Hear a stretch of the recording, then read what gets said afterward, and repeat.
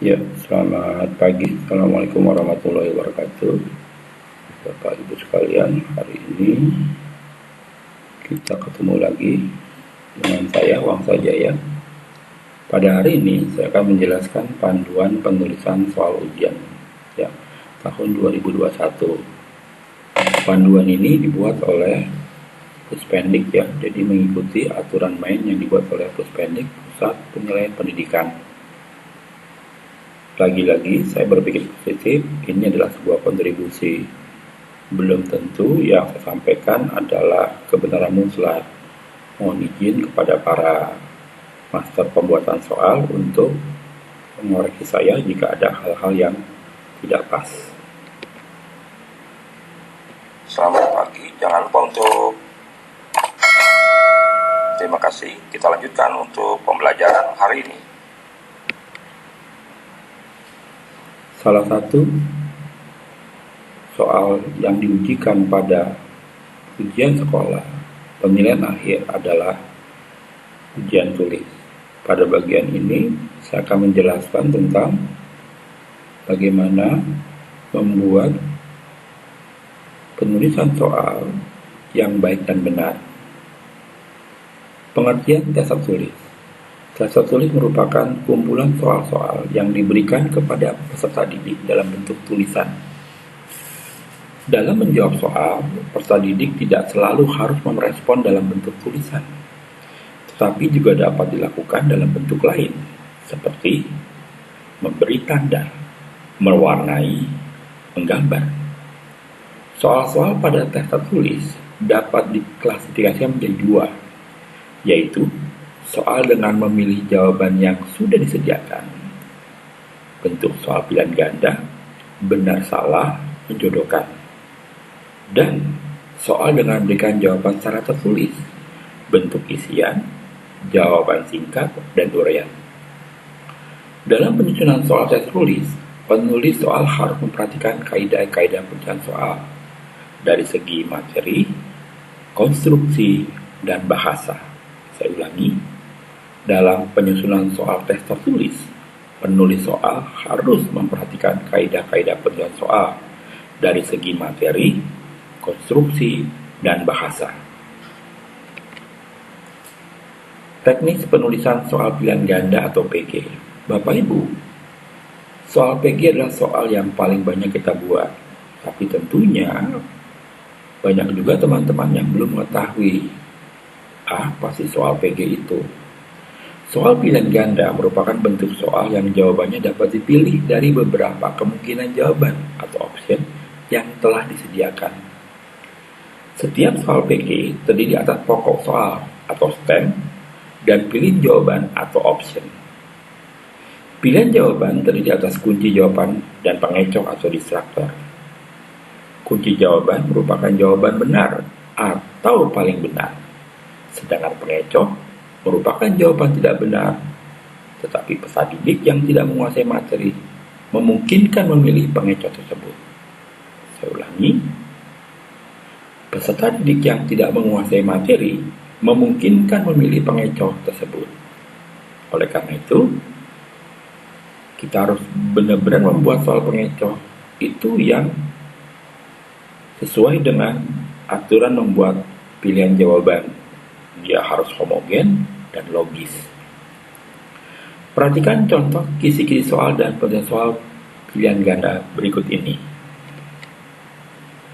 Bapak Ibu sekalian, ini adalah contoh kisi ujian sekolah yang dibuat oleh MGMP Geografi DKI untuk ujian sekolah pada tahun 2020-2021. Pada video yang akan datang, saya akan tampilkan kisi-kisi soal secara penuh ya, artinya 40 soal pilihan ganda dan 5 pilihan uraian.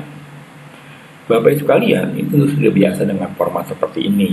Ada nomor, ada kompetensi dasar, ada materi, ada kelas semester, ada indikator soal, ada level kognitif, ada bentuk soal, dan nomor soal. Kompetensi dasar itu berdasarkan bab-bab yang telah kita ajarkan.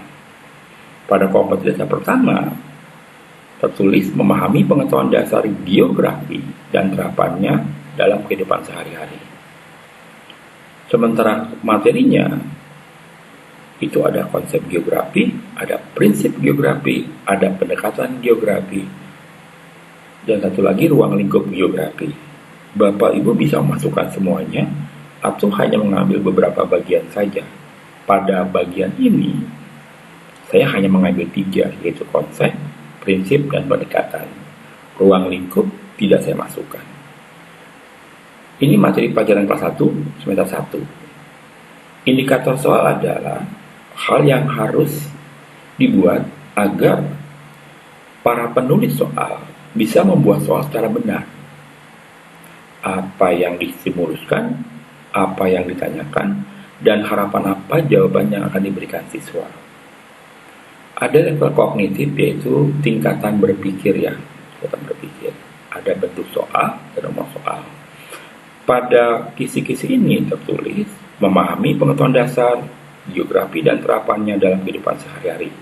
Materinya ada konsep geografi, ada prinsip geografi, ada pendekatan geografi. Pada setiap materi ada satu indikator. Pada setiap materi ada satu indikator. Ya. Jadi konsep geografi mempunyai indikator, disajikan narasi mengenai fenomena geosfer dalam kehidupan sehari-hari. Peserta didik dapat menentukan konsep geografi. Jadi kata kerja operasionalnya adalah menentukan konsep geografi. Levelnya level 2. Ingat, untuk soal-soal penulisan di Puspendik mengacu kepada belumnya yang menggunakan C1, C2, C3, C4, C5, dan C6. C1 dan C2 digabungkan menjadi L1. L2 sama dengan C3, sementara C4, C5, C6 termasuk dengan L3. Ya, jadi ada low, ada middle, ada hot ya. Untuk soal nomor 2, disajikan beberapa fenomena geosfer. Tadi dapat menggambarkan prinsip geografi tertentu. Menggambarkan prinsip geografi tertentu. Soal nomor 3, disajikan beberapa fenomena geosfer dalam kehidupan sehari-hari. Peserta didik dapat menentukan fenomena yang dianalisis dengan pendekatan tertentu. Kenapa saya beri warna merah? Karena ini berhubungan erat dengan levelnya ya. Kalau ini menentukan yang dianalisis, maka dia menjadi L3 ya, menjadi L3. Jadi Bapak Ibu menentukan indikator berarti menentukan soalnya, menentukan levelnya. Kita lanjut. Ini contoh soal berdasarkan kisi-kisi. Ini kartu ujian sekolah yang saya buat untuk SMA Negeri 8 Jakarta ya. Kompetensi dasarnya, jadi dari kisi-kisi Bapak Ibu turunkan ke dalam kolom-kolom ini, ada kompetensi dasar, ada materi, ada indikator ya. Nomor soal, level kognitif, kunci jawaban. Ini administrasinya. Program studi IPS, mata pelajaran geografi, kelas 12, satuan pendidikan SMA. Nah, bunyi soal saya sendiri, kurikulumnya 2013. Bunyi soalnya adalah, gempa berkekuatan 7,2 skala Richter mengguncang Kepulauan Mentawai, Sumatera Barat 2010, mengakibatkan terjadi tsunami. Lokasinya jauh dari daratan Sumatera, mengakibatkan pemerintah, relawan, dan pihak terkait sulit untuk menyalurkan bantuan.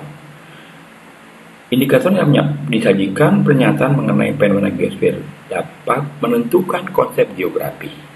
Nah, menentukan konsep geografi ini stimulus soal. Ini KKO-nya. Ini level kognitifnya. Dan ini sesuai dengan menentukan konsep geografi. Konsep geografi ada 10 ya. Ada konsep aglomerasi, konsep keterjangkauan, konsep interlasi interdependensi, konsep ruang, dan diferensiasi area ya. Jadi pada kartu soal itu adalah menerjemahkan dari bagian kolom ini, kompetensi, materi, dan indikator soal ya, termasuk levelnya ya, termasuk levelnya. Ini contoh pertama. Contoh kedua, sama kompetensi dasarnya, yang cuma ditanyakan adalah prinsip geografi.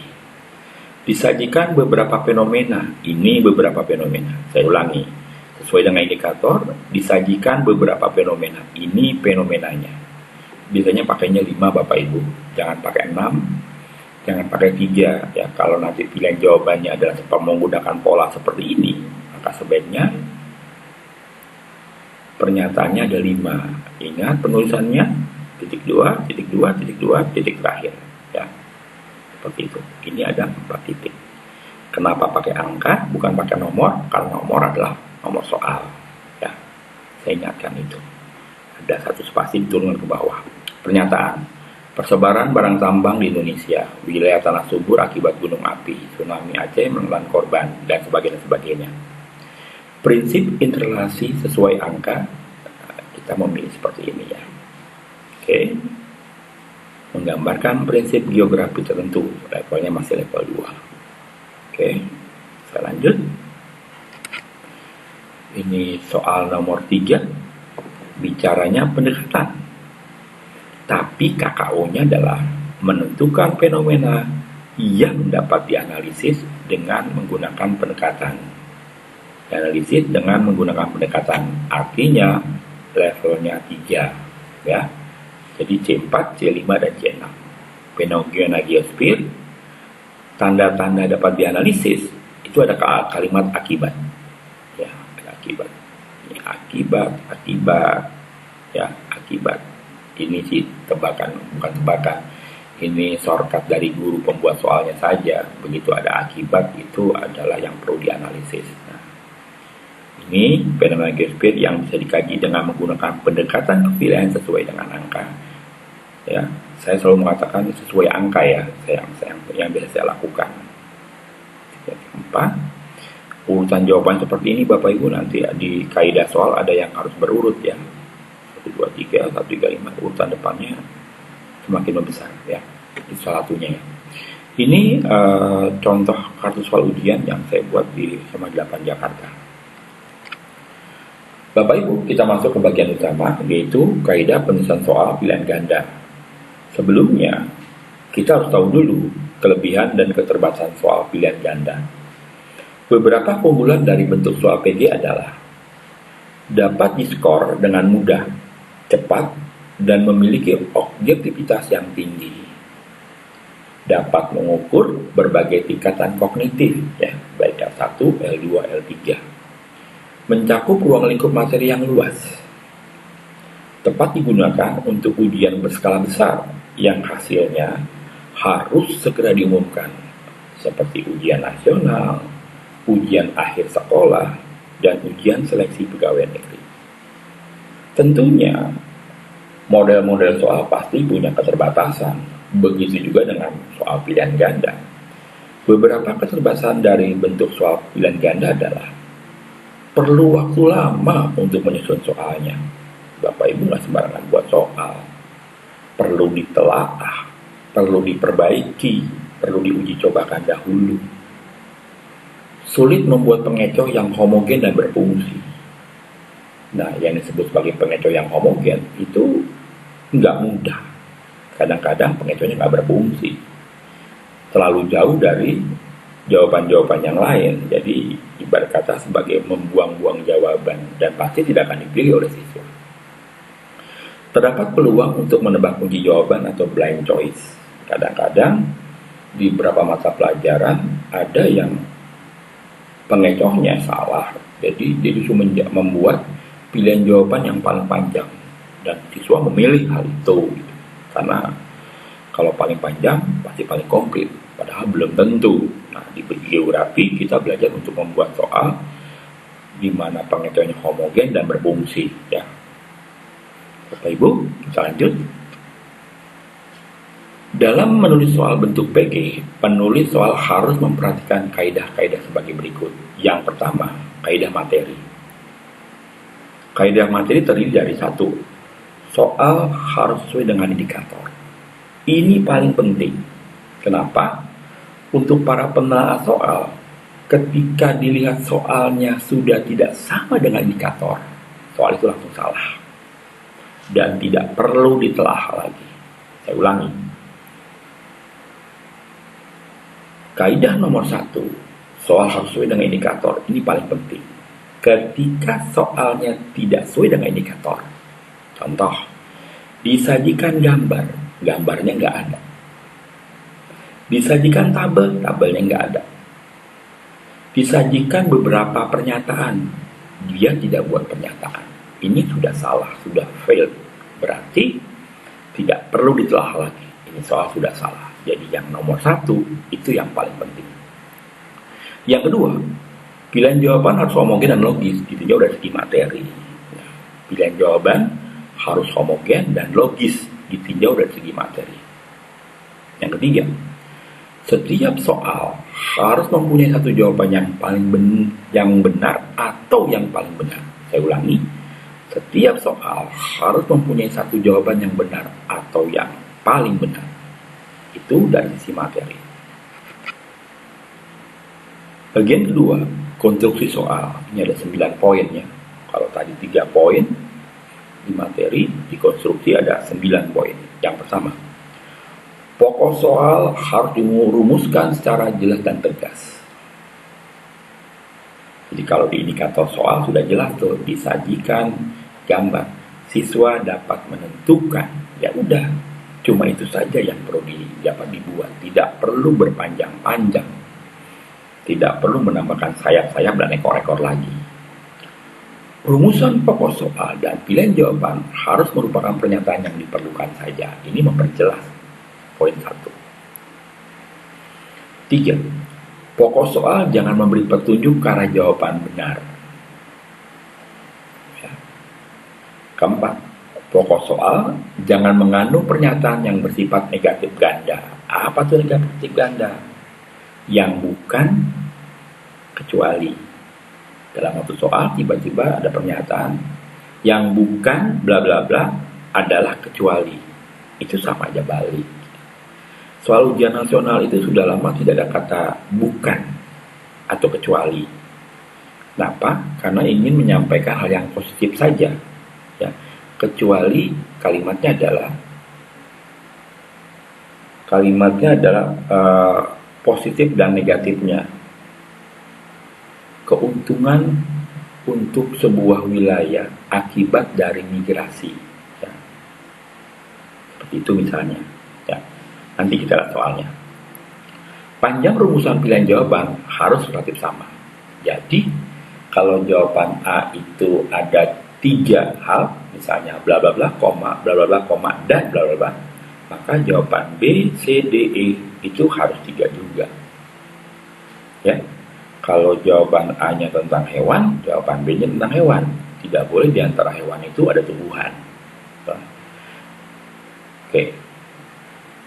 Pilihan jawaban jangan mengandung pernyataan semua pilihan jawaban di atas salah atau semua pilihan jawaban di atas benar.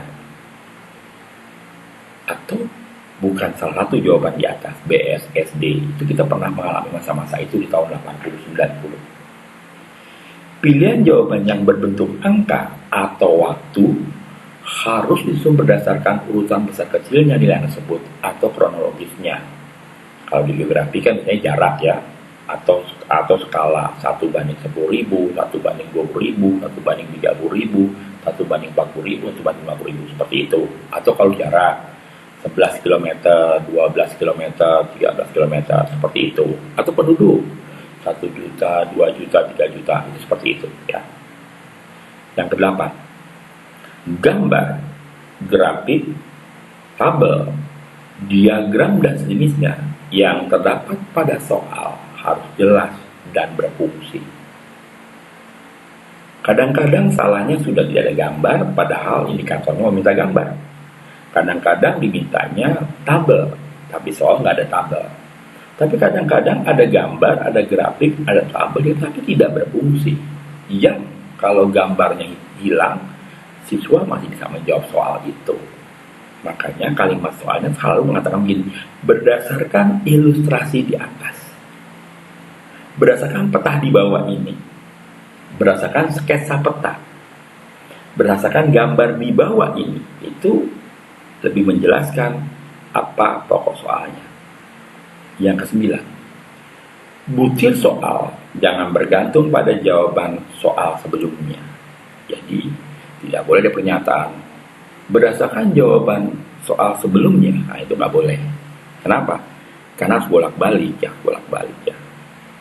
Di soal AKM pun kalau ada pernyataan seperti itu pasti diulang stimulusnya pada soal tersebut.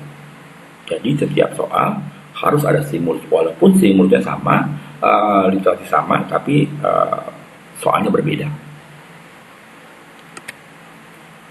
Bahasa, ada 4 kaidah. Setiap soal harus menggunakan bahasa yang sesuai dengan kaidah bahasa Indonesia. Ya. Jadi disarankan untuk menggunakan EYD. Di atas itu dipisah, di bawah itu dipisah karena merupakan kata menunjukkan lokasi. Tapi kalau kata kerja itu disambung. Hati-hati ya. Tidak boleh ada kata awalannya seperti yang atau apa di depannya itu saya selalu mengganti dengan bukan yang ya, karena yang itu saya nggak nyaman dengan kalimat yang, nan, dan sebagainya. Jangan menggunakan bahasa yang berlaku setempat jika soal akan digunakan untuk daerah lain atau nasional ya. Ada beberapa, karena kita 13.000 pulau dengan ribuan bahasa, maka sebaiknya bahasa-bahasa daerah tidak dimasukkan ya, kecuali sudah menjadi yang nasional ya, seperti Sumba. Nyabuk gunung itu tidak semua anak tahu gitu. Ya, tapi kalau hutan larangan anak tahu ya. Apalagi misalnya banyak pakaian-pakaian atau ungkapan-ungkapan bahasa kita yang mungkin tidak sampai ke wilayah lain. Setiap soal harus menggunakan bahasa yang komunikatif ya, bahasa yang dimengerti maksudnya ya. Setiap pilihan jawaban jangan mengulang kata atau frase yang bukan merupakan satu kesatuan pengertian. Mohon maaf, nanti di bagian bahasa saya tidak akan tinjau lebih panjang karena bukan di ranah saya ya. Biasanya di guru bahasa Indonesia ini kita butuh teman-teman bahasa Indonesia untuk lebih memperbaiki soal kita. Hal-hal penting lain yang perlu diperhatikan dalam penyelesaian soal. 1. Kenapa saya berikan warna merah nih? Mohon maaf, saya berikan warna merah. Soal tidak boleh menyinggung suku, agama, ras, antar golongan. Ya, tidak boleh itu. Yang kedua, soal tidak boleh bernuansa politik, pornografi, promosi produk komersial atau instansi, kekerasan, dan bentuk lainnya yang dapat menimbulkan efek negatif atau hal-hal yang dapat menguntungkan atau merugikan kelompok tertentu. Apalagi kalau masalah pilkada, pilpres, jangan sampai Bapak Ibu ya, soal-soal yang bernuansa politik itu ada di soal ujian. Kaidah pertama, soal harus sesuai dengan indikator dalam hal kisi-kisi. Artinya, soal harus menanyakan perilaku dan materi yang hendak diukur sesuai dengan tuntutan indikator soal. Ini kita lihat, indikator aja. Disajikan karakteristik objek pada kita dapat menentukan. Ini disajikan karakteristik. Ini bentuk soalnya. Yang sesuai dengan ciri, menentukan objek yang dimaksud. Ini objeknya, apakah jalan, runway bandar udara, saluran irigasi, sungai daerah dom, sungai daerah pesisir. Cukup jelas, ini soal indikatornya sesuai dengan soal yang dibuat. Yang berikutnya, disajikan karakteristik letusan gunung berapi. Pesaji dapat menentukan tipe letusan yang sesuai dengan karakteristik tersebut. Karakteristiknya berbentuknya disajikan narasi ini ya. Sebuah gunung di Jawa Timur ketika mengeluarkan banyak sekali material berupa abu, batu, dan juga lava kental yang akhirnya mengalir atau lempar akibat ledakan. Ledakan yang sangat dahsyat menyebabkan material debu vulkanik membubung tinggi hingga mencapai. Nah, ini karakteristik letusan gunung berapi. Ini yang ditanyakan. Dapat menentukan tipe. Nah, ini tipe gunung. Ini soalnya benar. Ya. Ini soalnya benar. Levelnya benar. Ya. Karena bukan hafalan saja, tapi bisa menentukan. Ya. Nomor 2. Pilihan jawaban harus homogen dan logis ditinjau dari segi materi. Soalnya tentang curah hujan. Soalnya tentang curah hujan ya Bapak Ibu. Jenis curah hujan sesuai gambar adalah, maka di jawabannya adalah hujan semua. Logis ya. Hujan es ada, hujan frontal ada, orografis ada, siklon ada, zenit ada. Nggak ada hujan yang lainnya. Hujan badai itu bukan menu pilihan ya. Hujan di negeri orang itu bukan pilihan. Nah, homogen dan logis. Ini soalnya benar. Ya, pasti kalimat indikatornya disajikan gambar ya tentang curah hujan. Siswa dapat menentukan jenis curah hujan yang dimaksud sesuai gambar. Ini seperti itu. Di soal ini tidak ada mengarahkan jawabannya. Tidak ada mengarahkan jawaban. Ya, cuma dilihat ada udara hangat dan lembab turun curah hujan di puncak gunung ya. Berikutnya adalah Sedikan Peta Indonesia jenis fauna endemik yang sesuai dengan huruf B. Ini huruf B-nya.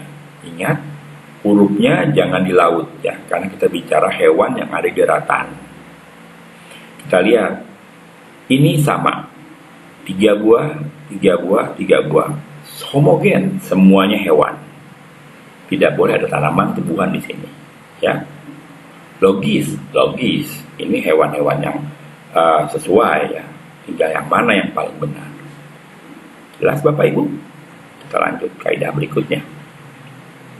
Apakah gambarnya berfungsi? Iya, gambarnya berfungsi. Saya ulangi, gambarnya berfungsi.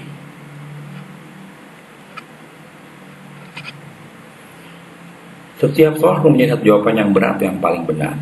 Wilayah yang ditandai X ini pada gambar terletak Taman Nasional bla bla bla dan berfungsi melindungi. Jawabannya Kutai, Tanjung Puting, Gunung Leuser, Tanjung Puting. Ada 2 Kutai. Ada orang hutan, banteng, harimau, beruang madu, burung madu. Yang paling benar yang mana? Ketika dia milik Kutai, ada 2 orang hutan dan banteng. Ini pengecoh ini. Berikutnya adalah jenis sumber daya alam, air, udara, kapur, ternak, kerang. Sumber daya alam yang dapat diperbarui terdapat pada angka. Kan nggak mungkin jawabannya benar semua. Gitu. Pasti ada satu yang paling benar.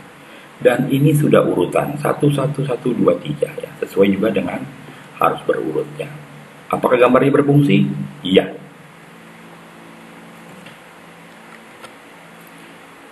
Kaidah nomor 4. Pokok soal harus dirumuskan dengan jelas dan tegas. Tujuan wisata Nusantara, Bedugul, Makassar, Padang, Toraja, Yogyakarta. Potensi wisata yang mengedepankan adat, istiadat, dan kuliner. Ini dirumuskan lebih jelas. Adat dan kuliner. Jelas ya? Ini urutannya udah benar, udah bagus. Sesuai angka. Jenis sensus penduduk yang hanya dikenakan kepada penduduk yang benar-benar bertempat tinggal di wilayah sensus dan dibuktikan dengan adanya KTP. Ini jelas dan tegas. Serta petugas yang mencatat itu juga jelas. Ya. Ini soalnya bagus. Kaidah nomor 5. Rumusan pokok soal dan pilihan jawaban harus merupakan pernyataan yang diperlukan saja.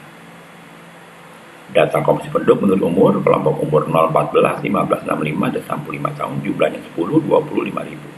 Berdasarkan data, hitunglah angka ketergantungan dan dampak penduduknya adalah, ini mohon maaf, salah hurufnya harus ketergantungan. Kita lihat hurufnya, angkanya ya. Itu yang penting-penting saja, ini juga yang penting saja. Dia tidak membuat pernyataan-pernyataan lain ya. Langsung angka gantungan dan dampaknya. Jadi ada angka, ada dampak. Bencana alam yang banyak menelan korban jiwa di Indonesia. Ini solid sekali soalnya ya. Rumusan pokok soal dan jawaban harus pernyataan yang diperlukan saja. Nggak ada tambahan-tambahan lain. Kaidah 6. Pokok soal jangan memberi petunjuk karena jawaban yang benar. 2 soal ini benar-benar tidak buat petunjuk karena jawaban ya. Artinya stimulusnya benar, berfungsi dia. Karakteristik dari wilayah berikut ini adalah, ini soalnya level 3 ya. Kerjasama antar negara. Kerjasama negara berhubungan dengan membentuk suatu kawasan bebas perdagangan sesuai dengan angka. Ini soal bagus juga. Sudah berurut ya. Menu pilihannya sesuai angka, bukan sesuai nomor ya. Sesuai angka. Kaidah 7. Pada kaidah 7, saya beri tanda merah karena sebenarnya di soal aslinya nggak ada yang merahnya ini. Kita lihat soal nomor bagian pertama ya. Yang bukan ciri-ciri swadaya kecuali. Yang bukan ciri-ciri desa swadaya kecuali. Yang bukan kecuali. Ini negatif ganda. Gitu kan? Harusnya ciri-ciri desa swadaya ditunjukkan angka, gitu loh ya. Soal yang benar, ciri-ciri desa swadaya ditunjukkan angka, nah itu benar jadinya. Pada soal ini, soal aslinya adalah objek yang sesuai dengan ciri tersebut adalah, saya ulangi, soal sebenarnya adalah objek yang sesuai dengan ciri-ciri tersebut adalah. Itu soal benarnya. Soal yang salah ketika menjadi objek yang tidak sesuai kecuali. Ini negatif ganda. Tidak dan kecuali. Panjang rumusan pilihan jawaban harus relatif sama. Nah, kalau kita lihat, ini ada soal, ini ada soal. Tapi jawaban yang saya beri warna merah, itu kepanjangan. Ya. Tidak sama. Ya. Ini juga kepanjangan. Dia menjelaskan tambahan. Ya. Dan tidak penting juga, ya, karena menjadi salah. Gitu. Berikutnya. Pilihan jawaban jangan mengandung pernyataan semua pilihan jawaban di atas salah atau semua pilihan jawaban benar. Ini ada pernyataan. Sumber daya alam yang dapat diperoleh terdapat angka, semua jawaban dia benar. Ya, kalimat ini. Semua jawaban salah. Ini kalimat ini. Ini nggak boleh. Ya, nggak boleh. Kaidah 10. Pilihan jawaban yang berbentuk angka atau waktu harus disusun berdasarkan besar kecilnya nilai angka tersebut atau kronologinya. Ini ada ciri desa. Ciri desa swadaya menunjukkan angka 1, 2, 3, 4. Ini berurut. Ya. Ini berurut. Ya. Dari kecil ke besar. Kalau Bapak nanti pakai besar ke kecil nggak masalah. Tapi konsisten dalam satu bagian soal. Jadi satu ujian itu harus naik semua atau turun semua angkanya. Wilayah yang sering mengalami gempa tektonik terdapat pada zona angka. Ini juga berurut 1, 3, 5, 6, 11. Ininya dulu yang berurut Bapak Ibu. Setelah itu ke kanannya 1, 4, 10, 3, 7, 9, 5, 8, 9, 6, 10, 14, 11, 12, 15. Tidak boleh 11, 4, 7. Karena jadi berkebalikan ya. Setelah dia berurut, maka belakangnya juga harus naik ya. Tidak boleh berbalik-balik ya. Gambar, grafik, tabel, diagram, dan sejenisnya yang terdapat pada soal harus jelas dan berfungsi. Daerah terjal pada peta topografi yang seperti gambar yang digunakan sebagai hutan lindung adalah wilayah. Ini ada gambarnya dan berfungsi. Karena kalau nggak ada gambar dia nggak bisa jawab. Kan pemilihannya adalah pemilihan wilayah. Berikutnya. Perhatikan ilustrasi berikut. Komponen penting yang dapat menyerap, memantulkan, dan melewatkan radiasi elektromagnetik ditunjukkan oleh angka. Ya kalau nggak ada gambarnya susah. Gambar ini berfungsi juga. Bukti soal tidak boleh bergantung pada jawaban soal sebelumnya. Nah ini yang merah sebenarnya tidak ada. Cuma saya buat agar tahu kesalahannya. Berdasarkan jawaban pada soal sebelumnya, maka angka 2 pada gambar siklus hidrologi ditentukan oleh proses. Nah, gimana caranya gitu? Angka 2-nya itu apa kita nggak tahu. Gitu.